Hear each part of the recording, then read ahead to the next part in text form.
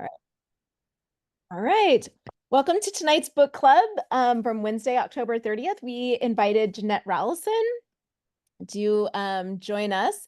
And I have her bio here. Just a second. Um, while I'm Or you looking can that up. make up things. It's the internet. No one can check, right? I know. I wrote it down on my page because I was trying to tease everyone to come.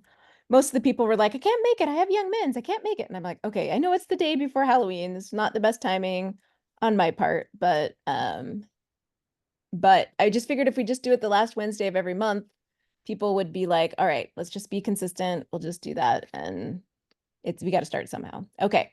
So Janette Rallison is okay. First of all, she's one of my favorite authors, and I started reading her a couple of years ago, and I just love her. So here's her awesome bio.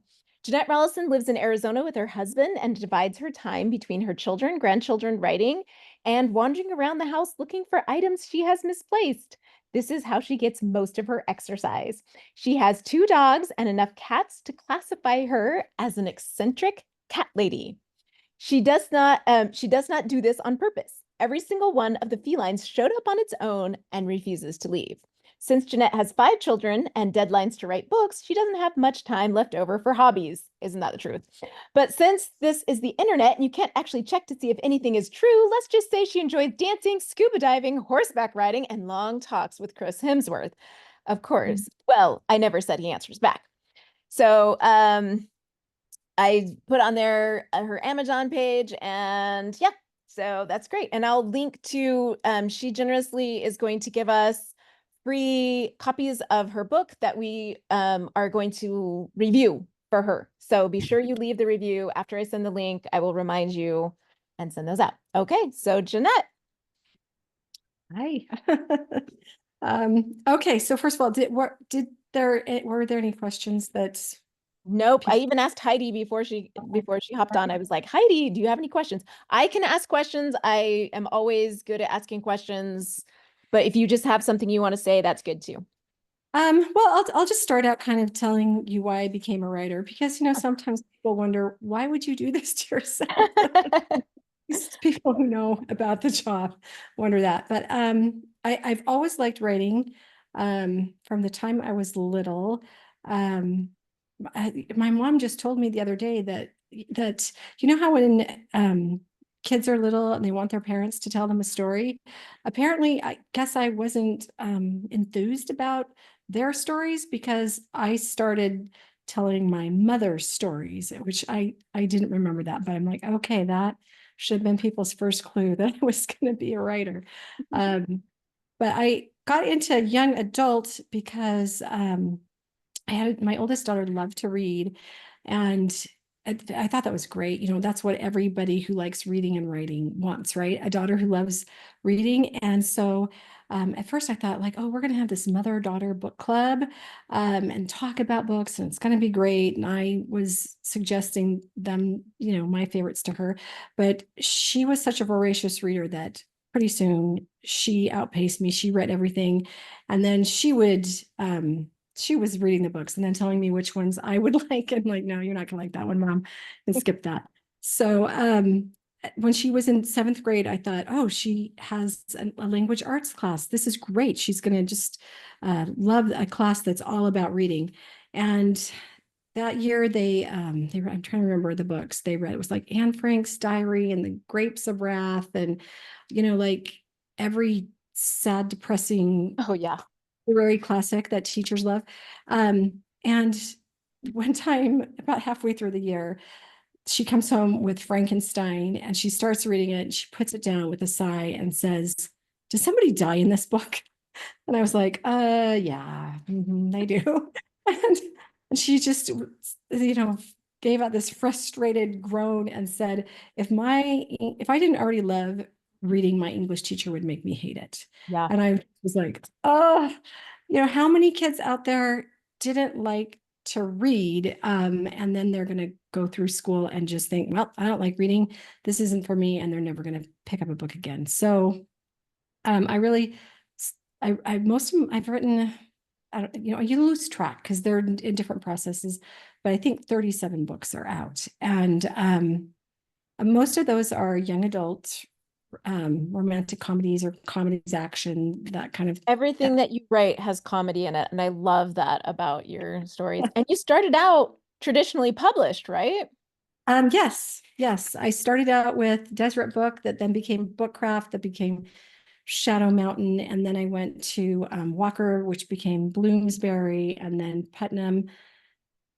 I think maybe Putnam stayed Putnam, but yes, a lot of them, and did some for that Macmillan and I think Random House. I don't know. They eat other organizations. Yeah, they've consolidated a lot of Yeah, those publishing yeah. houses.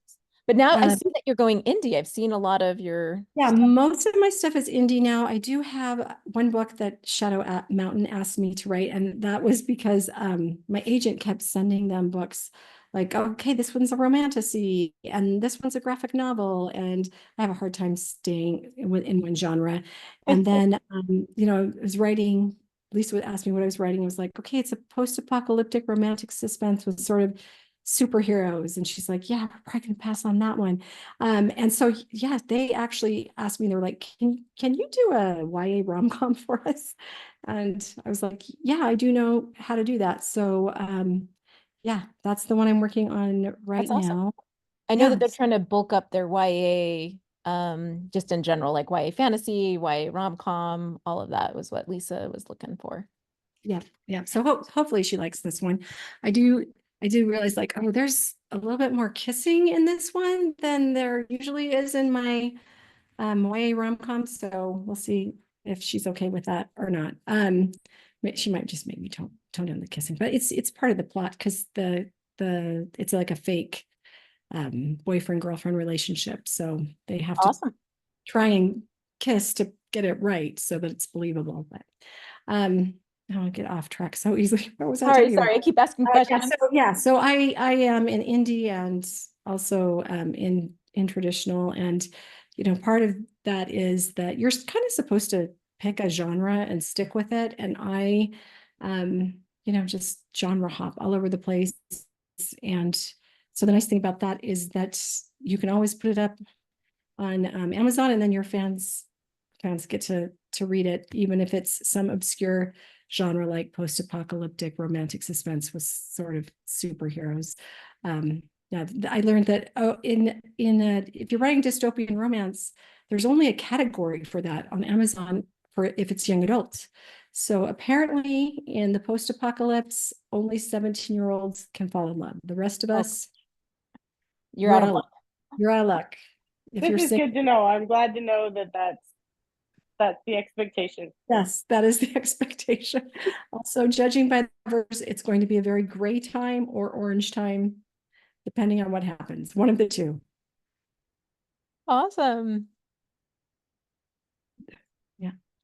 Okay, trying to think what else about me. Oh, I've sold over 1 million copies. Um, Bravo. yeah, yeah, that's kind of fun. That doesn't mean anyone knows who I am. People don't. I mean, that's kind of the good bad thing about being an author is like you can sell a lot of books and people still don't know who you are at the grocery store. There have been a few times that I've gotten recognized. My first response always is like when somebody says, "Oh, are you Janette Rallison?" Um, my first thought is like, oh, there must be another Janette Rallison that this person is mistaking. Like, because it's like, like, why would they be asking me this question? But yeah, so it is nice to not have to worry usually about whether you're wearing makeup or not when you go out. It's the That good is really thing. nice. I mean, I know authors that are making a lot of money, but they're not household names. Like even Brandon Sanderson out here in Texas is not a household name. Like in Utah, people know who he is. If you're in the science fiction world, you know him, but Yeah. he's making a lot of money and people don't know who he is. So obscurity is actually a good thing. Yeah, he could probably go to the post office and not have anyone bother him, and that's Yeah. probably nice for him. Um, Yeah, so yeah, I enjoy writing. I'm really glad that my husband has a good job so that I don't have to uh worry about writing to market and releasing really fast and doing a lot of books like a lot of authors do. So yeah, it is nice. And now that I have ideas when when they were growing up, I used to ask my oldest daughter like how her day was, and then I would laugh and go write it down. She gave me lots of ideas for books. But I also, the drawback with having lots of children is that you don't have very much time for writing. So I'm glad that I'm to the point in my life now where I can have time to write. It is weird going back to and doing like a high school rom-com because it's been a lot of years since I did like high school. And so now I'm like, I remember what high school is. And high school's changed a lot in the last, I mean, even 10 years, right? Yeah. Yeah. Well, and I think also just the technology has probably changed things. But the problem, I've learned the hard way. It's a really bad idea to put any mention of technology in your books because it changes so fast. Like, in one of my books, Revenge of the Cheerleaders, it was, the girls were singing and so they were playing music, and just the mode, like how they were playing it had to change. Like it wasn't Doesn't CDs. exist. Yeah. It was, it's not like Walkmans, and then it's on iPods or then it's on phones. And so you date yourself really fast by mentioning any technology, but sometimes it's really hard to not do that. But Well, when you write contemporary, it is hard not to mention contemporary elements. That's part of the yeah, that's what makes part it. of the world building. But yeah, it's Well, and the other thing I think when I read contemporary and they're talking about, oh, what's going on, if they don't include COVID, if the author doesn't include COVID in it, I'm like, well, that's really pretty unrealistic. Like, yeah, that's great for pre-COVID. That's what was going on pre-COVID. But now the world's a completely different thing than it was then. So it's hard to completely relate to it. Interesting. true. Yeah, I'm trying to think. Like, I don't think there's any mentions of COVID in the one I'm writing, although they're not talking about being sick or, like maybe I should put something in there. Well, I guess I don't know if you'd have to like mention COVID, but that the world, like, there's a lot more virtual meetings, or there's a lot more. Right. Even It changed in the world. school, it totally changed the world. Even when you're talking high school, my kids' experience in high school since COVID, even, because COVID happened in the middle. So I had some kids who had been in high school before and some kids who are in high school after. And high school is a completely different world just in the last 5 years because of COVID. Yeah, that makes a lot of sense. Probably a lot more is online and that kind of thing. Yeah. Yeah. So yeah, like the world changes even when you're trying to stay current and relevant and, not put in things that will date you. Like it can just happen. Well, and then the one thing that's nice about being indie is that you can go and you can update those books, right? I mean, I've updated a couple of my books that were traditionally published that I pulled and went back and updated the phone instead of flipping open the phone. It's now, she dialed the phone. Yes. I just was, had to pause. I had a character and I had him say that he hung up the phone. Nope. And I thought, kids say that anymore? Or do they just say I ended the call? Like, is that, I don't know. Because our generation says we hang up because like we remember you used to actually Slam the phone down if you were angry. It was so satisfying. Yeah, it was. I miss that. I do. It's not the same when you just push a button on your phone and there's no noise. Angrily poke at it, Yeah. It's not So the we same. do have 5 minutes left of this section. We can also log back in and just follow that same link, and then we can talk more. I want to hear about the Wizard's Mark and, other things like, Okay. how writing has affected your life. I love that. I don't know. It's just, I love that you write in lots of different genres, but I'm just like, how does that, affect, how you think about things? And I don't know, I'm just like lots of questions there too. Okay.